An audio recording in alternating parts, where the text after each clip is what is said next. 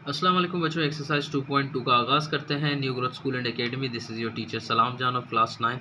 अच्छा तो बच्चों, आपके पास ये जो रेडिकल साइन होती है, इसकी एक वैल्यू होती है, उसको हम बोलते हैं 1/2। इसी तरह अगर आप यहाँ पे 3 लिखेंगे तो हम इसको बोलेंगे 1/3 और इसका नाम कहलाएगा क्यूब रूट। इसी तरह अगर आप लेके चलें, अगर यहाँ पे 4 लिखें और इसकी वैल्यू आपके पास बनेगी 1/4। चलते जाएँ, कोई भी वैल्यू यहाँ पे होगी उसी तरह इसके वैल्यूज़ बनते जाएंगे। अगर आप 5 लिखेंगे यहाँ पे तो ये हो जाएगा 1/5। इसी तरह आप कोई भी यहाँ पे वैल्यू लिखते हैं, जैसे मैंने n लिख दिया, मतलब क्या है, n का मतलब इन्फिनिटी नहीं होता। n का मतलब नंबर ऑफ़ कोई भी वैल्यू आप पुट कर सकते हैं, 2 3 4 5 6 7 8 9 11 कुछ भी हो सकता है 0 के अलावा। तो ये आपके पास 1 के अलावा, तो आपके पास ये आपके पास क्या आ गया, रेडिकल। अब सवाल ये है कि यहाँ की वैल्यू जो आ रही है इसको हम कहते क्या हैं। तो बच्चों इसी को आज सिखाएंगे इंशाल्लाह आप लोगों को। तो आपके रेडिकल साइन के अंदर कोई भी चीज़ हो, हम उसको बोलते हैं रेडिकेंड। भूलना नहीं है इसको, स्क्वायर रूट के या रेडिकल साइन इसको बोलेंगे। रेडिकल साइन के अंदर कोई भी चीज़ हो उसको हम बोलेंगे रेडिकेंड। यहाँ पे आपको कोई भी चीज़ नज़र आएगी उसको हम क्या बोलेंगे, इंडेक्स। समझ गए? ठीक नहीं तो अभी प्रैक्टिस करके आपको समझ आ जाएगा इंशाल्लाह। तो यहाँ से प्रैक्टिस से आपको समझ आ जाएगी, जो कि एक्सरसाइज 2.2 की एक खूबसूरत एक्सरसाइज है। ये आपके पास देखें, ये आपके पास क्यूब रूट है, यहाँ पे इंडेक्स, यहाँ पे जो भी चीज़ मौजूद होती है उसको हम इंडेक्स बोलते हैं। तो यहाँ का इंडेक्स आपके पास 3 है। रेडिकेंड मतलब रेडिकल साइन के अंदर कोई भी वैल्यू हो वो आपके पास रेडिकेंड कहलाती है। सो 5p³ देखिए आपका सवाल इतनी आसानी से सॉल्व हो गया। चलो कुछ बच्चे बोलेंगे सर हमें फिर भी नहीं समझ आई, तो यहाँ पे देख लें, ये स्क्वायर रूट बना हुआ है, यहाँ पे आपके पास p लिखा हुआ है, ये p जो है आपके पास क्या है, इंडेक्स है। रेडिकेंड ये अंदर की वैल्यूज़ हैं, यहाँ पे m/n लिखा हुआ है, तो यहाँ पे आप लिखेंगे m/n। देखें ये भी हो गया, बड़े आराम से हो जाते हैं, बहुत खूबसूरत सवाल आते हैं, बच्चों को खुशी होती है ऐसे सवाल सॉल्व करने में। तो यहाँ पे आपके पास इंडेक्स, आप दिल में बोल रहे होंगे, चीख रहे होंगे सर यहाँ पे 7 है, तो ये देखो मैंने लिख दिया 7। और यहाँ का आपके पास रेडिकेंड आ रहा है, ये अंदर की जितनी भी टर्म्स हैं 8b divided by c plus d raise to power 5, तो ये आपके पास क्या कहलाएंगी, रेडिकेंड कहलाएंगी। ये आपके पास इंडेक्स हो गया 3 और ये आपके पास रेडिकेंड 1 2 5 सब m9 n15। नंबर 2 की तरफ बढ़ते हैं, इसको भी सॉल्व करने की कोशिश करेंगे। Right the following in the radical form. आपको एक्सपोनेंशियल फॉर्म, इस फॉर्म को हम बोलेंगे एक्सपोनेंशियल फॉर्म, जिसके ऊपर पावर होती है। अब ये इतनी बड़ी चीज़ें नहीं होती, बस ऐसे ही नाम बड़े बड़े रखे होते हैं। जो ये पावर पड़ी होती है ना, इसको बोलते हैं एक्सपोनेंशियल फॉर्म। रेडिकल फॉर्म जब इसके पास रेडिकल आ जाती है इसके ऊपर, तो बहुत आसान है, इसको लिख लेते हैं सवाल को। 8x - 7y18, इसको बेटा सॉल्व नहीं करना, सिर्फ आपने इसका फॉर्म चेंज कर देना है। एक्सपोनेंशियल फॉर्म में है तो आप इसको रेडिकल फॉर्म में लिखेंगे।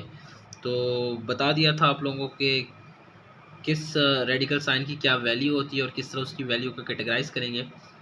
तो इसको दोबारा लिख लेते हैं, 8x - 7 y⁻18, इन दोनों को अलग कर लेते हैं।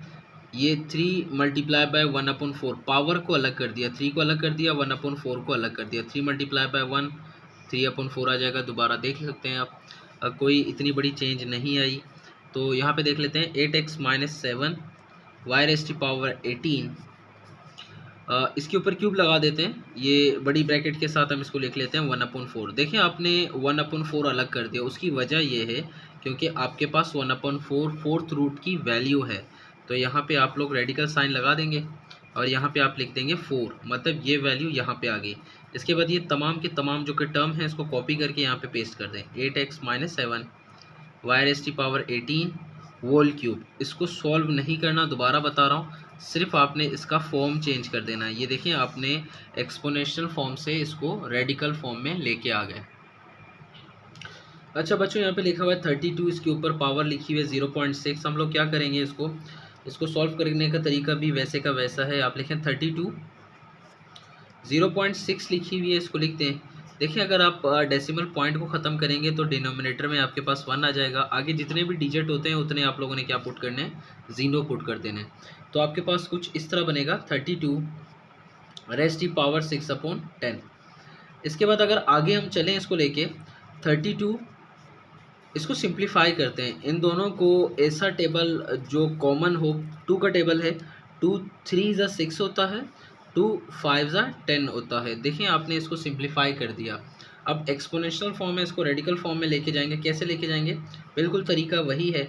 आप लिखेंगे 32, इसके ऊपर ये 3 वैसे का वैसा मल्टीप्लाई बाय 1/5। जैसे हमने 1/4 को बाहर लिखा था, इसीलिए इसी तरह हमने 1/5 को भी बाहर लिख दिया।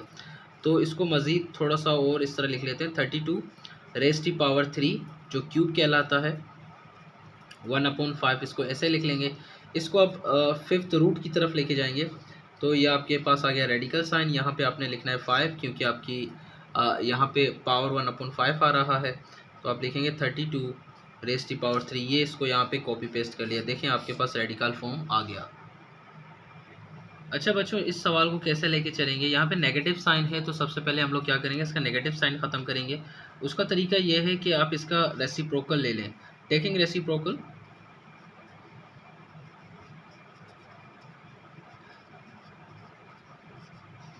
बहुत सारे बच्चे जानते हैं कि रेसिप्रोकल क्या होता है, जो नहीं जानते वो आज देख लें। ये 16 न्यूमरेटर में लिखा हुआ है, इसको आप उठा के डिनोमिनेटर में लिख दें।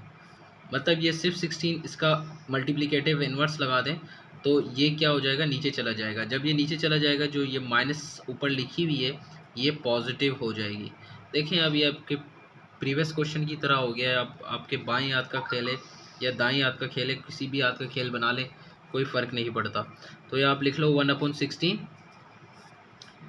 यहाँ पे देखें डेसिमल पॉइंट आ रहा है 0.25, तो ये पॉइंट ख़त्म करोगे तो फिर 1 आ जाएगा। जितने भी डिजिट है उतने आप 0 लगा देंगे। तो ये आपके पास बनेगा 1/16 रेज़ टू पावर 25/100। दोबारा बता रहा हूँ, आपने सॉल्व नहीं करना, सिर्फ आपने इसका फॉर्म चेंज कर देना है। सो कॉमन टेबल जो इनको कैच करता है वो 25 ही है। उसके अलावा आप टेबल 5 का भी इस्तेमाल कर सकते हैं, लेकिन उसमें आपके ज़्यादा स्टेप चले जाएंगे। तो 25 1 टाइम और 25 4 टाइम 100 होता है। तो ये आपके पास डायरेक्ट जवाब आ गया। कुछ बच्चों को ज़्यादा बड़े टेबल नहीं आते तो 5 का टेबल इस्तेमाल कर लें भी, तो आपके पास फाइनल रिजल्ट यही बनेगा। तो इसका जवाब हम डायरेक्ट लिख लेते हैं। तो ये आपके पास आ गया 4th रूट 1/16। ये दे गया आंसर। ये एक और सवाल इन्होंने दिया है 18 रेज़ टू पावर 1/5। इसको भी सॉल्व करने का तरीका वैसे का वैसा है, इसमें कोई फ़र्क है नहीं। तो 18 लिख लेते हैं हम लोग। 1.5 यहाँ पे पॉइंट ख़त्म करेंगे तो 1 आ जाएगा। एक डिजिट आ रहा है तो एक 0 लगा दें। ये आपके पास बनेगा 18 15/10। इन दोनों का कॉमन टेबल जो कि होता है वैसे 5 है। देख लेते हैं 5 से। सो 5 3 टाइम आपके पास 15 हो जाता है। इसको दोबारा लिख लेते हैं। 5 3 टाइम आपके पास 15 होता है, 5 2 10 हो जाता है। तो ये आपके पास सिंप्लीफाइड फॉर्म है एक्सपोनेंट की। अब यहाँ से वही पुराना प्रोसीजर आप चलाएंगे। 18 इसके ऊपर 3 मल्टीप्लाई बाय 1/2 अलग करके लिखेंगे, इक्वल टू 18 के ऊपर क्यूब अलग और इसके ऊपर 1/2 अलग। सो ये रेडिकल साइन आप लगा देंगे। यहाँ पे आप 2 नहीं लिखेंगे, ये इसकी वैल्यू ही 1/2 है, जो मैंने आपको शुरू में लिखवा दिया था। इसको कॉपी करेंगे, यहाँ पे पेस्ट कर देंगे। तो ये आपके पास क्या आ गया, आंसर आ गया। क्वेश्चन नंबर 3 आपके पास, इसको भी सॉल्व करेंगे। उसी तरह है, उसका इन्वर्स है। वहाँ पे आप लोगों को कह रहे थे कि रेडिकल फॉर्म में कन्वर्ट करें, यहाँ पे एक्सपोनेंशियल फॉर्म में कन्वर्ट करेंगे। तो ये आपके पास सवाल दिया गया है, देखो इसके साथ कैसे सॉल्व करते हैं इसको माशाल्लाह से। ये देखें 2 1 6 x raise to power 3 y raise to power 15, इसके ऊपर स्क्वायर लगाया गया है। अगर आप रेडिकल साइन की वैल्यू पुट करेंगे तो ये आपके पास, अच्छा बड़ी ब्रैकेट लगा देते हैं यार, थोड़ा सा तमीज़ से बड़ी ब्रैकेट लगा देते हैं। तो ये आपके पास क्यूब रूट है, यहाँ पे आप लिखेंगे 1/3 बड़े आराम से। अब क्यूब रूट को इसके साथ अंदर मल्टीप्लाई करेंगे तो आपके पास एक्सपोनेंशियल फॉर्म आ जाएगा। 216 x की पावर 3 हो गई, y की पावर हो गई 15, 2 को 1 से मल्टीप्लाई करेंगे तो आपके पास आ जाएगा 2/3। देखें एक्सपोनेंशियल फॉर्म आ गई, कोई बड़ी बात नहीं है, बहुत आसान है। बच्चों ये एक और सवाल दिया गया है, इसके साथ भी वैसे का वैसा करना है, कोई इशू नहीं है। तो हम क्या करेंगे, हम लिखेंगे x की पावर 1/3, z की पावर आपके पास आ रहा है स्क्वायर, तो ये आपके पास आ गया क्यूब।